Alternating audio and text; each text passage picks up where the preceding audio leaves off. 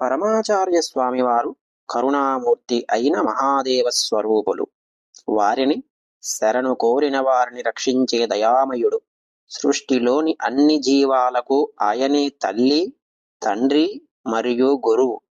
మహాస్వామివారు ఒక సన్యాసి అయినప్పటికీ అందరినీ తన పిల్లలుగా భావిస్తారు అని నా అభిప్రాయం.